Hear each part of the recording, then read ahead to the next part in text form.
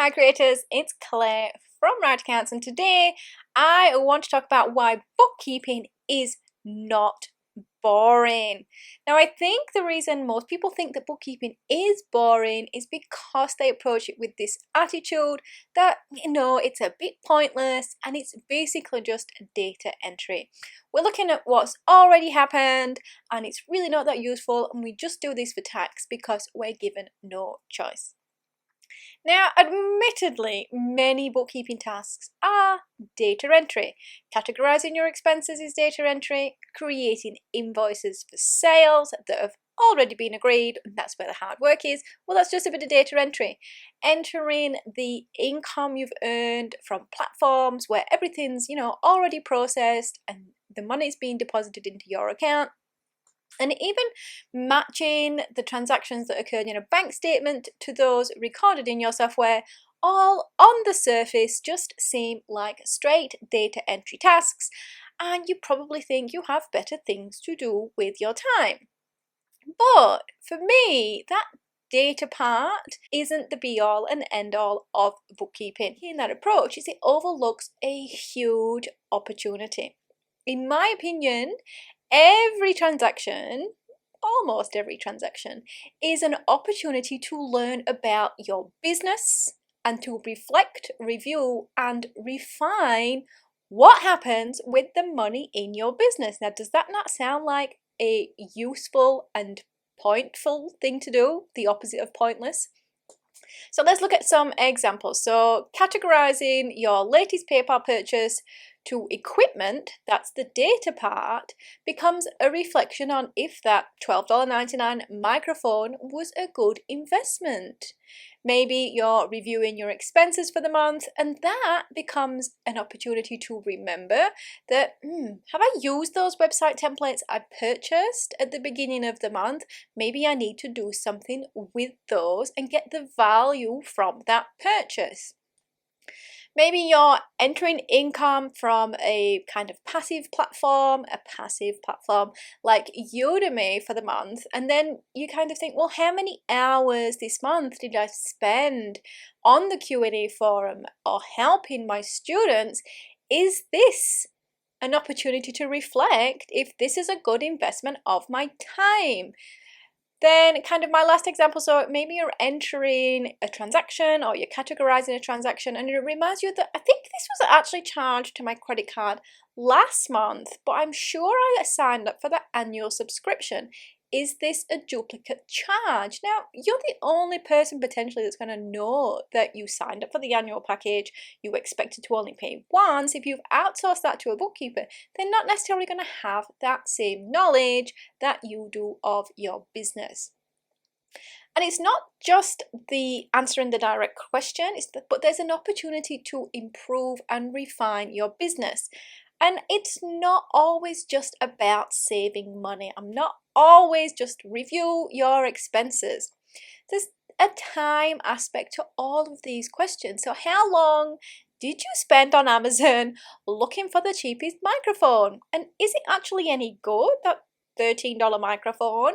Or did you end up, 2 months, 3 months down the line, actually having to upgrade to buy a better microphone?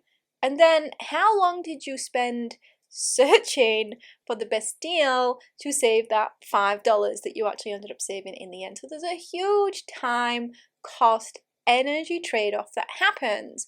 And when you're doing your own bookkeeping data entry, each of those is an opportunity to reflect and review what happened this month, and also what have I done in the past that maybe wasn't the greatest idea. It may have been at the time, maybe wasn't the greatest idea. Did I have $50 to buy a better microphone when I purchased the $13 one 3 months ago? Maybe not.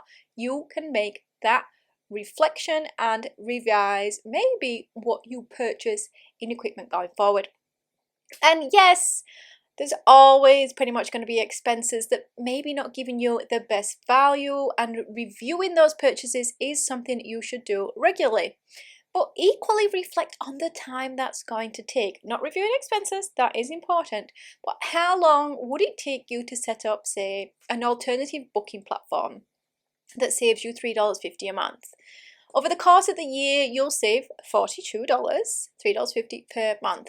But if it takes you 45 minutes to make that change, sign up to the new platform, enter your packages, enter your prices, update all the links you use for people to come to your booking page, then that 45 minutes to save $42 means you're valuing your time at about, $55, $60 per hour.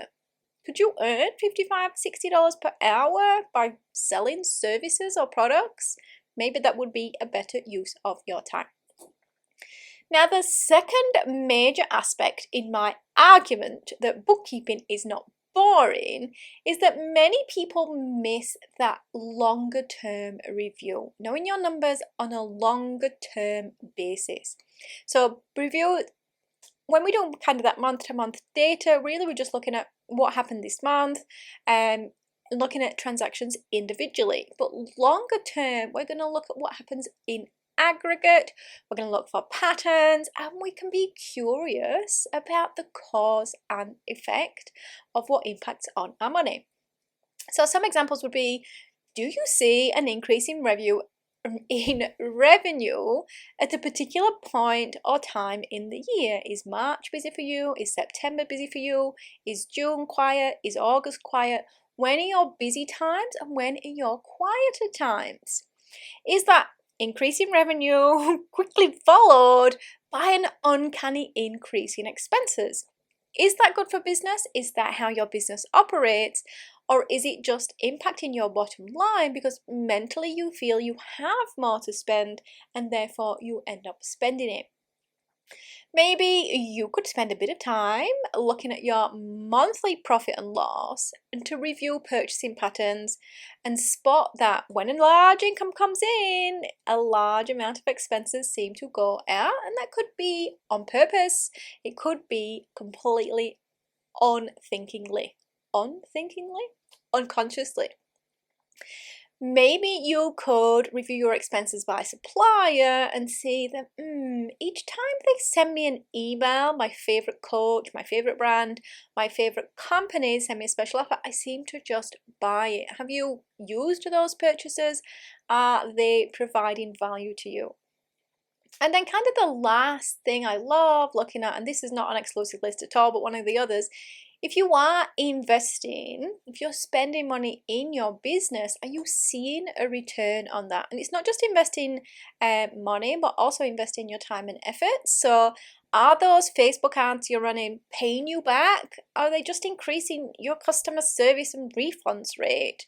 Is that mindset coaching you've invested in resulting in more VIP clients or more group clients or easier marketing or more hours? Like that, looking at the numbers on that longer term basis reminds us where we've put cost, where we've put energy, where we've put our expenses to see are they bringing us value.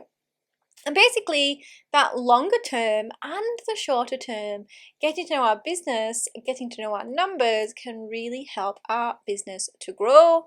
We address those unnecessary expenses. We can anticipate quieter periods, and then we can choose, do we proactively want to increase revenue in those quieter periods, or do we want to utilize those periods for rest and holidays and working on improving our business for the long term? And also kind of there's a cash flow aspect to all of this as well. So if you do have annual purchases or large purchases you make, knowing when they occur during the year means you can plan your cash flow accordingly and not be left short in your bank account.